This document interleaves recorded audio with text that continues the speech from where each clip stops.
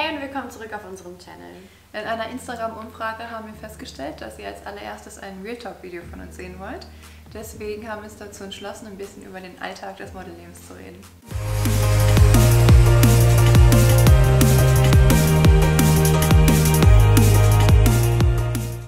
Woraus besteht der Alltag eines Models überhaupt? Das fragen sich bestimmt viele und ich glaube auch, oder wir denken auch, dass viele das falsch einschätzen und ja, wir wollen das heute einfach mal so ein bisschen aufklären.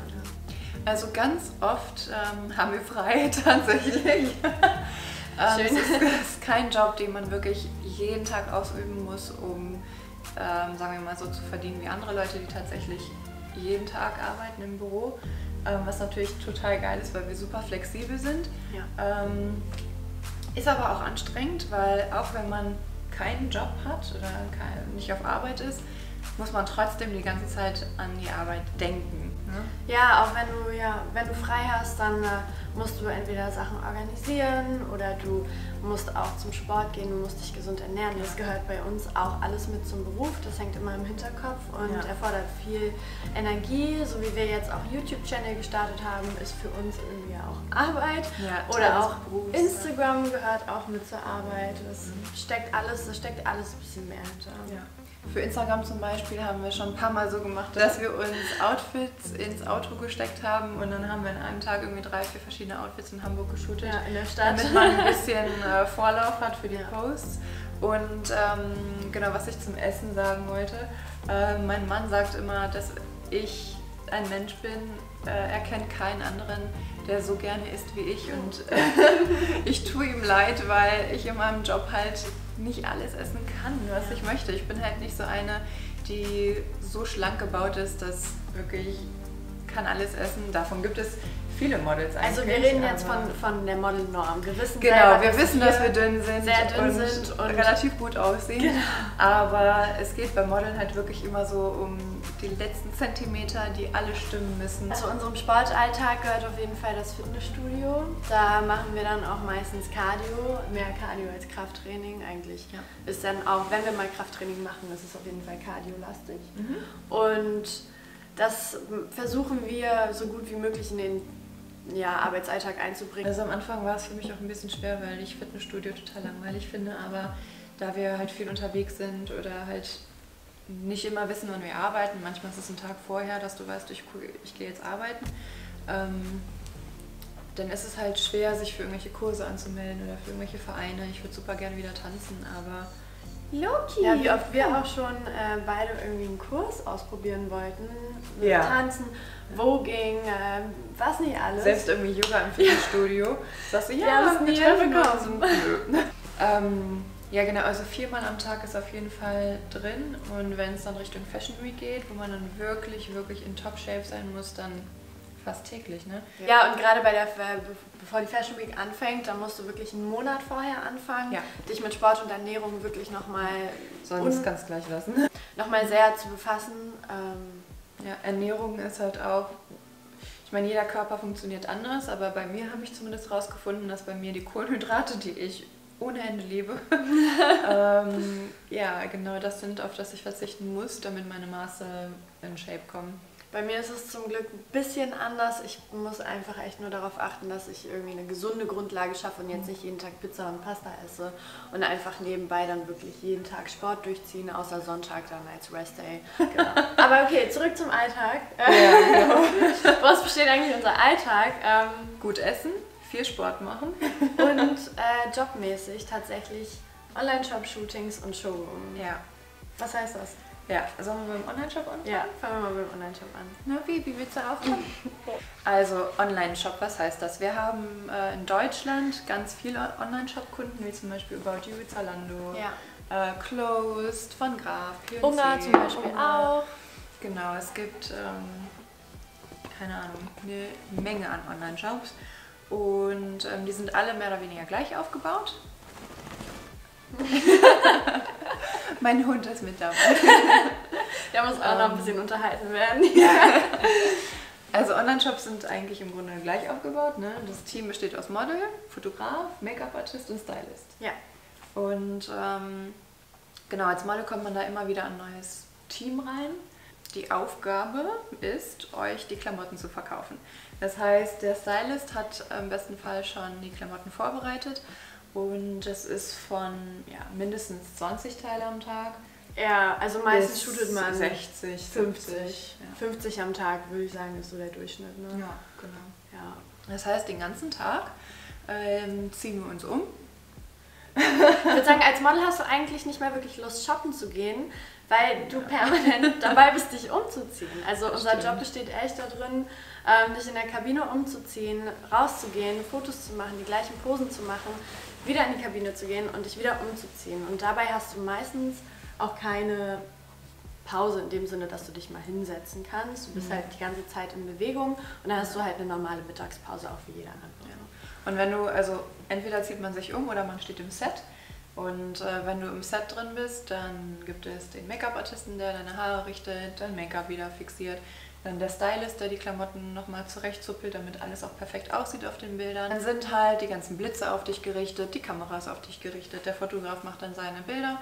Und das soll natürlich alles schnell gehen. Das heißt, man muss erstmal irgendwie so einen Fluss finden, wie man post, wie der Fotograf fotografiert. Es gibt manche, die machen klick, klick, klick, klick, klick, ja, klick. Und ich finde auch bei Online-Shops ist es halt unterschiedlich. Manche wollen, dass du dich kaum bewegst und manche wollen, dass du dich richtig bewegst. Und da musst du halt auch, du kommst ja immer wieder in ein neues Team in unserem Beruf und du musst dich immer wieder neu darauf einstellen. Du musst sehen, okay, was erwarten sie heute von mir? Manche sagen dir das auch nicht direkt und du musst dich dann da so ein bisschen durchfuchsen.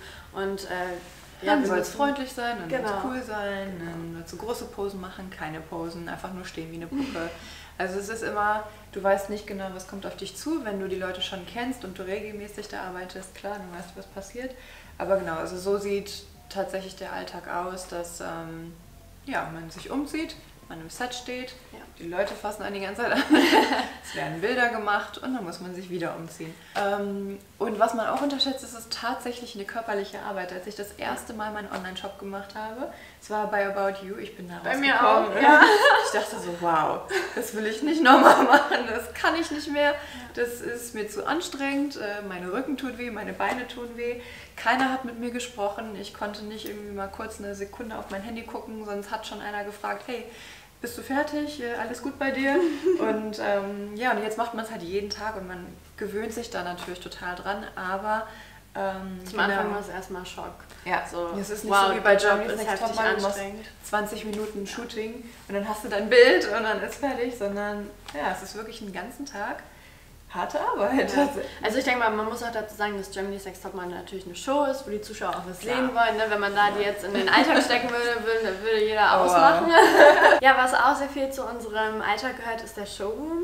Der Showroom, das ist ein Raum, oder ein Ort, wo Großkunden hinkommen, um bei Klamottenmarken einzukaufen für ihre Läden. Und wir arbeiten da sehr viel für Closed und da besteht unser Job dann daraus, die neue Kollektion vorzuführen und Klamotten anzuziehen, die die Kunden angezogen sehen wollen an der Person, um zu gucken, okay, wie sitzt jetzt das Teil. Das ist aber jetzt nicht wie beim Laufsteg oder so, sondern das ist wirklich so ganz leger und... die reden auch mit dir, du kannst interagieren, du kannst lächeln. Also es ist echt einfach super entspannt. Ich würde sagen, das ist so der entspannteste Job, den du als Model eigentlich machen kannst. Ja. Ansonsten gibt es natürlich auch noch Magazinjobs. Die machen tatsächlich echt viel Spaß, auch so wie die Lookbook-Shootings teilweise, ne? Wenn man so ein bisschen freier sein kann, wenn man ein Konzept verkörpert, weißt du, wenn der Kunde sagt, okay, wir wollen jetzt sportlich aussehen, wir wollen elegant sein und du dann auf Location fährst oder reist für deinen Job, fürs Magazin, fürs Lookbook, damit es halt auch schöne Bilder werden. Das macht natürlich viel mehr Spaß. Da bekommt man noch echt gute Bilder, ne? Fürs Modelbuch das bringt dir dann auch wirklich was für deine Weiterentwicklung. Ne? Das ist nicht so wie E-Com und Showroom, ist ja mehr so, das machst du, um Geld zu verdienen, aber es bringt dich in dem Sinne nicht als Model weiter. Ja, genau. Also das macht doch tatsächlich viel mehr Spaß. Ich glaube, das ist so das, was man sich unter wirklich Modeln vorstellt. Ne? Diese Magazinshootings, wo dann ein bisschen mehr Styling beteiligt ist, wo ein bisschen mehr Konzept hintersteckt, ne? Dass du auch schöne Bilder kreierst.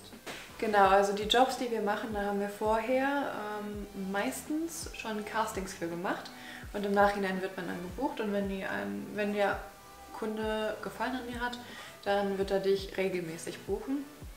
Und es gibt einmal Jobs, die nur mit Castings funktionieren, dann gibt es aber auch Direct Bookings, wo man einfach für den Job gebucht wird, basierend auf den Bildern und Videos, die die Agentur hat. Ja, willst du was zum Castingablauf vielleicht ja, ich würde, glaube ich, grundsätzlich einfach noch sagen, dass das jetzt nicht so ist, dass wir wirklich jeden Tag Castings haben. Also es ist vor allem in Deutschland, ich glaube, ich habe nicht mal einmal im Monat ein Casting. Ja, also da ist Direct Booking wirklich... Genau. Oder halt zum Anfang, in der Anfangsphase hat man die Kunden einmal kennengelernt, dann kennen sie dich und dann musst du da auch nicht nochmal antanzen, dann buchen sie dich, wenn du denen gefallen hast. Und ansonsten, ja, Castingablauf. Ja, da können wir gerne nochmal ein Video drüber machen, wo wir euch dann auch zeigen, wie man angezogen und geschminkt zu einem Casting gehen sollte. Was man beachten muss, was man mitbringt. Aber grob ist es einfach, man präsentiert sich selber in 2 Minuten und hofft, dass man dem Kunden gefällt. Ja, wenn dann die Fashion Week anfängt, sieht das mit den Castings etwas anders aus. Da sind das dann echt viel mehr, da hast du jeden Tag... Es kann echt bis zu 10 Castings am Tag hochgehen. Vor Fashion Week, sind meistens 4 Tage, die du Castings hast. Ne? Sagen wir rund eine Woche, kommt drauf an. Und da rennst du dann wirklich von Casting zu Casting zu Casting. Vielleicht auch Fitting, das sind dann die Anproben, wenn du die Klamotten anziehen darfst, damit der Kunde sieht, okay, die hat uns beim Casting gefallen, du darfst jetzt Klamotten anprobieren. Das ist natürlich in Berlin ein bisschen entspannter.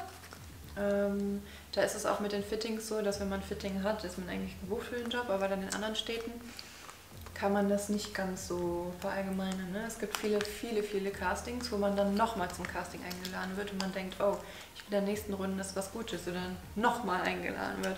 Und selbst wenn du im Fitting warst und die Sachen anhattest und die Kunden sagen schon, hey, wir buchen dich, dann kannst du dir nicht sicher sein, dass sie dich wirklich buchen. Immer noch gecancelt werden. Ja. Ich hatte auch schon Fittings, da waren die so begeistert, die sind vom Hocker gefallen. Wirklich haben Bilder gemacht, Fotos gemacht, haben mir gesagt, dass sie meinem Booker Bescheid gegeben haben, dann habe ich am Ende die Show nicht bekommen. Ich musste einmal nachts, hatte ich schon mir Kokosöl ins Gesicht geschmiert und lag schon im Bett und wollte eigentlich gerade schlafen, kriege einen Anruf, ja, du musst jetzt zu einem Fitting, es war 0 Uhr. Und musste ich nochmal los zu einem Fitting mit Kokosöl im Gesicht. Ich habe das nicht ganz abbekommen, das hinterlässt ja trotzdem noch ein bisschen Glanz. Und bin dann zu diesem Fitting hin, habe den Job dann tatsächlich zum Glück bekommen, aber war dann auch erst 3 Uhr nachts zu Hause und die Show war, glaube ich, sogar am nächsten Tag früh morgens. Ja. Also zur Fashion Week sind die Zeiten echt verrückt. Ja, wie gesagt, in Berlin ist es entspannter, im Ausland sieht das Ganze anders aus, auch mit den Terminen, mit dem Stressfaktor. Wenn du im Ausland bist, da hast du wirklich Fulltime von morgens bis abends. Was das Ausland angeht, gibt es auch 2 Unterschiede der Aufenthalte. Einmal gibt es den On-Stay-Aufenthalt, das heißt, man hat einen Vertrag mit einer Agentur vor Ort und genau, man bleibt da meistens für mindestens einen Monat, vielleicht 3 Monate in der Stadt. Zur Fashion Week dann natürlich auch 2 Wochen ungefähr. Und dann gibt es die Direct Bookings, wie eben schon gesagt. Hatte ich jetzt ein total verrücktes Direct Booking. In einer Woche wurde ich direkt für einen Job in Dubai gebucht und dann ging es direkt weiter nach Taipei, um dann einen Werbespot zu drehen und dann wurde ich wieder nach Hause geflogen. Also sowas Verrücktes gibt es auch nicht sehr oft. Und bei Direct Bookings übernimmt der Kunde alle deine Kosten, alle deine Reisekosten. Also Essen trägst du meistens selber. Genau, also am Set gibt es Essen, aber wenn du abends was essen gehen willst... Aber an sich, also Flug, Hotel, also Flug und Unterkunft bezahlt der Kunde und wenn du on Stay bist, und Taxifahrten, und wenn du on Stay bist für einen Monat, dann hast du die Kosten selber zu tragen, weil du bist ja auf eigene Faust da. Ja. Und was vielleicht auch nochmal ganz interessant zu wissen ist, dass... du nicht nur hier in Deutschland eine Agentur hast, das Modelwerk ist für uns unsere Mutteragentur, die entscheidet alles, hat ein Auge auf alles, aber die Agenturen im Ausland, die sind immer für das jeweilige Land oder die jeweilige Stadt, das Land eigentlich, ne? Ja, die Stadt. Ja, wo du halt gerade bist, dann sind die dafür zuständig, so wie wir jetzt in Mailand und Paris auch Agenturen haben, die kümmern sich dann da um die Jobs, wenn wir da sind. Also es ist natürlich super cool, wenn man on Stay ist. Wir waren zum Beispiel zusammen in Athen. Da hat man dann super viel Spaß zusammen auf jeden Fall. Wir haben uns nicht so oft gesehen, weil dann hat die eine mal einen Job, während die anderen freien Tag hatten. Wir haben leider auch nicht zusammen gewohnt, weil wir bei unterschiedlichen Agenturen waren. Aber wir haben trotzdem versucht, das Beste daraus zu machen und das wird dann auch wirklich, wirklich spaßig. Es ist aber natürlich auch schwer, von zu Hause getrennt zu sein. Ne? Ich habe die Rosa hat einen Freund und ich habe meinen Mann und meinen Hund, mein Auto, mein Haus, das muss bezahlt werden und dann bin ich aber zur selben Zeit, habe ich wie so ein Bachelorleben, also dann bin ich wieder in einer anderen Stadt und muss komplett die Wohnung bezahlen, die schweineteuer ist, mit anderen Mädels zusammenleben und, weiß ich nicht, die Messer schneiden nicht gerade und so, also es ist wirklich irgendwie so ein nicht gerade komfortabel, wenn man zu Hause wirklich ein Zuhause hat. Ja, ich finde auch, jetzt wieder zu zweit unterwegs waren, das hat es ein bisschen einfacher gemacht. Ja. Aber wenn du wirklich einen Monat, ich denke, es ist einfacher, Model zu sein, wenn du Single bist. Weil du nicht so festgesetzt bist. Wenn du jetzt zu Hause bist und du sagst deinem Mann oder deinem Freund tschüss, das ist halt wirklich hart. Wenn du wirklich da halt auch so ein bisschen anhänglicher bist, ne, und dann einen Monat woanders alleine leben sollst, ist es nicht so einfach. Ich finde aber tatsächlich, man gewöhnt sich etwas dran. Das Tschüss sagen ist immer das Allerschwerste, aber dann, ich meine, wir haben Social Media und FaceTime und was auch immer, also man gewöhnt sich schon dran und man muss halt auch sich immer vor Augen führen, es ist nur ein Job. Ich komme in einem Monat oder 2 wieder nach Hause, alles ist gut, ich bin nicht aus der Welt, aber es ist trotzdem in der Situation, vor allem wenn man alleine ist, schon nicht so angenehm. Ja, und ich weiß nicht, mir fiel das zum Anfang richtig schwer, mich dazu zu überwinden, überhaupt zu sagen, okay, ich mache das jetzt, ich gehe jetzt für einen Monat alleine weg. Bin sehr froh, dass ich es dann gemacht habe und das hätte ich niemals zum Anfang gedacht. Also das Modelleben ist halt ein Reiseleben, du bist viel unterwegs. Wenn du es nebenbei, neben dem Studium machst, dann kannst du halt... Na klar, dann kannst du vor Ort die Jobs machen, ne? Genau. Dann musst du es nicht so ernst nehmen. Ja. Aber weil wir das halt Vollzeit machen, ist unsere komplette Zeit aufs Modeln ausgelegt und die machen mit uns theoretisch, was sie wollen. Mein Vater ist Pilot und mein Bruder macht gerade auch die Pilotenausbildung und der scherzt immer, dass am Ende sind wir alle Piloten geworden, weil ich auch immer nur im Flugzeug rumhänge oder in Hotels alleine bin und also muss man schon irgendwie vorher wissen, ne, dass es auch tatsächlich zum Alltag dazugehört. Also vor 2 Wochen wusste ich nicht, dass ich komplett die ganze Woche unterwegs bin. Ne? Ich war in München, dann bin ich aus München nach Dubai, von Dubai nach Taipei und das hat dann wirklich eine Woche gedauert, dass ich unterwegs war. Und es ist ja, Entschuldigung, okay. Und es ist auch immer alles sehr kurzfristig. Die Termine bekommst du wirklich manchmal einen Tag vorher oder eine Woche mal vorher, aber du kannst nicht auf lange Sicht irgendwas planen, es sei denn, du sagst der Agentur Bescheid, hey, ich nehme da Urlaub, ich möchte mich austragen lassen und dann kannst du auch 2 Monate oder einen Monat freilassen. Wenn du mit deinem Geld gut umgehst, dann kannst du auch mal einen Monat nicht arbeiten. Ne? Also es ist auch ganz kommt halt auf die Jobs drauf an. Ne? Wenn man mal einen guten Monat gehabt hat, dann kann man das natürlich machen. Das Problem mit dem Modeln ist halt, dass du nie weißt, wie sieht mein nächster Monat aus. Also es ist immer so, no risk, no fun. Mal arbeitest du gut, mal nicht. Es liegt an, keine Ahnung, Schicksal, Zufall. Und das ist natürlich so, wenn man Vollzeit modelt. Ne? Es gibt immer die Möglichkeit, und ich würde das wirklich allen empfehlen tatsächlich, die modeln wollen, irgendwie, aber es nicht zu ernst nehmen, einfach neben dem Studium anfangen zu modeln, weil es ist ein super Nebenjob. Also ich habe nach der Schule auch gekellnert und ich kann sagen, dass ich durchs Modeln entspannter mehr Geld verdienen kann als Kellner. Aber auch wenn man nebenbei modelt, muss man natürlich wissen, man muss erstmal ein bisschen was investieren. Es dauert seine Zeit, bis man sich aufgebaut hat, dass man sagt, okay, ich habe regelmäßig Kunden, ich habe jetzt 2-mal im Monat meine Kunden, das reicht mir komplett nebenbei neben dem Studium. Und genau, also man muss Zeit investieren, Geld investieren. Gerade wenn man anfängt als Model, musst du vor allem auch freie Shootings machen, wofür du selber nichts bekommst, wo dir die Bilder vielleicht auch nicht unbedingt gefallen. Das kostet auch immer sehr viel Zeit, da musst du Zeit reinstecken, du musst Geld reinstecken. Wenn du erstmal Auslandsaufenthalte machst zum ersten Mal, das sind bezahlt dir keiner. Kosten, in die du dich da stürzt, die sind wirklich, musst du dich erstmal wagen, diesen Schritt zu machen. Andererseits, wenn du selbstständig bist und irgendwie Erfolg haben möchtest, dann musst du immer investieren, Geld, Zeit, Kraft, Mut, Will. Also du musst einen unglaublich starken Willen haben. Opfer bringen, ne? Man muss immer Opfer bringen und ja, um erfolgreich zu werden, ich glaube, egal in welcher Branche, ob jetzt als Model, als Geschäftsführer oder sonstiges, also es ist immer irgendwie, wenn du erfolgreich sein möchtest, musst du halt alles von dir geben. Ja, das wichtigste Thema, die Fashion Week. Wir lieben die Fashion Week. Ist schon das Beste am Job. Also jetzt haben wir über die Castings von der Fashion Week gesprochen, lass uns über die Fashion Week sprechen. Die Fashion Week ist tatsächlich, glaube ich, das, was uns beiden am allermeisten Spaß macht, worin wir komplett aufblühen. Und ich glaube, es war auch bei uns beiden wie die erste Intuition, warum wir uns als Model beworben haben. Ja. Der Laufsteg. Bei mir war es tatsächlich Victoria's Secret. Ich weiß nicht, wie alt ich war. 12, 13 habe ich das erste Mal Victoria's Secret Fashion Shows gesehen und ich dachte mir so, wow, das sieht so nach Spaß aus. Diese Frauen, die präsentieren so eine Stärke und Weiblichkeit, so möchte ich auch sein. Und ab da habe ich dann angefangen zu trainieren. Bei mir zu Hause den Laufsteg erstmal zu mit machen. 13 ein bisschen pumpen. Ja. Nee, Laufsteg zu machen. Nein, Laufsteg Bisschen in zu Shape trainieren. Aber ich glaube, bei mir war es auch, dass ich mit 13 mir das erste Mal so die kleinen Absatztüchchen von meiner Mom genommen habe. Ja, und da ein bisschen gelaufen bin. Ja.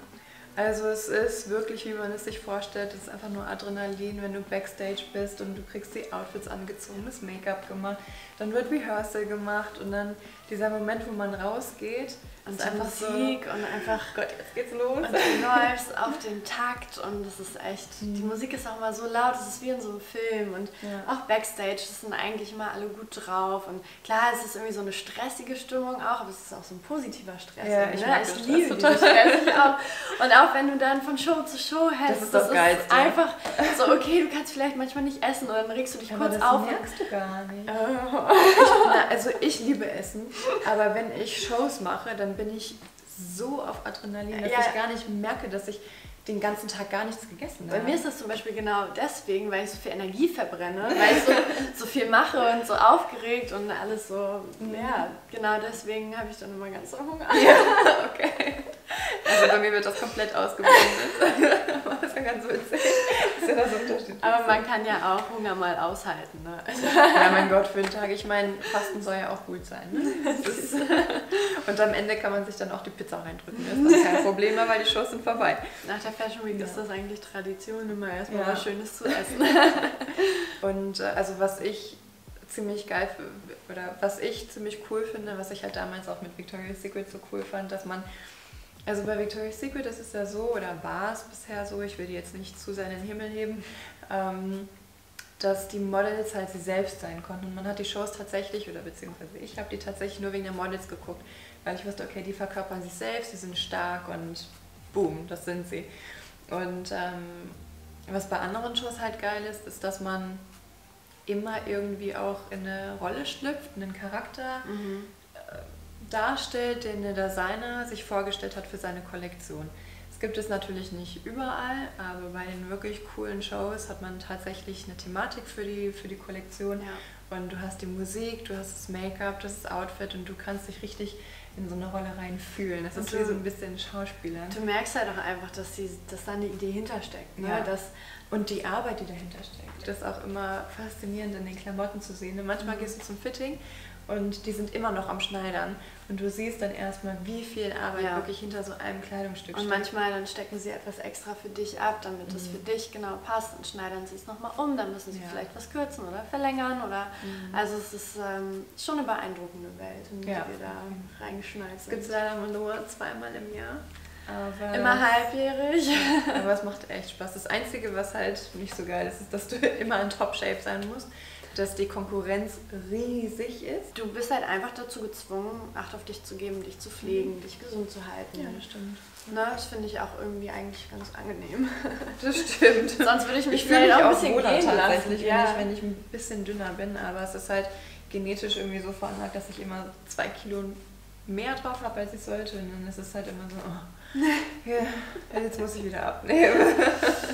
Jetzt kann ich keinen Keksteig essen. So. Aber ich meine, das sind glaube ich auch Luxusprobleme. Ich meine, ich liebe Keksteig, es tut mir leid. Keksteig und Nutella, damit kann man meine Karriere ruinieren. Anna und ihr Keksteig, also... Eigentlich ist es ja ich und Krebs, oder? Ja, nee, Schokocroissants. Okay, die 3 Sachen, ja. Als wir in Athen waren oder in Paris auch noch. An jeder Ecke. Schokocroissant. Ah, Rosa, ich glaube, ich hole mir noch ein Schokocroissant. Upsi. Ich habe halt den ganzen Tag eh nichts gegessen. Ich brauche jetzt einen Schokocroissant. Und Krebs. Ja, aber man braucht auch zwischendurch einfach ein bisschen Zucker, ne? Ja. Also das finde ich auch immer ganz wichtig. Zwischendurch ist es auch voll okay. Ja, ich glaube, wir haben erstmal grundlegend alles geklärt. Wir hoffen, wir konnten euch den Alltag ein bisschen näher bringen und ein paar Fragen klären. Wenn ihr natürlich noch Fragen habt, dann schreibt uns gerne in die Kommentare. Wir machen auch unbedingt super gerne nochmal neue Real Talk Videos. Ich glaube, da gibt es noch viele Facetten und viele offene Themen, die man noch eigentlich ganz cool besprechen kann. Ansonsten gebt uns ein Like, abonniert uns. Und auch wenn euch das Video nicht gefallen hat, gebt einfach Loki einen Like. Bis zum nächsten Mal. Ja, woraus besteht der Alltag eines Models überhaupt? Wow! Die könnte dich vielleicht stören. Ja. Das ist schwer, warte mal.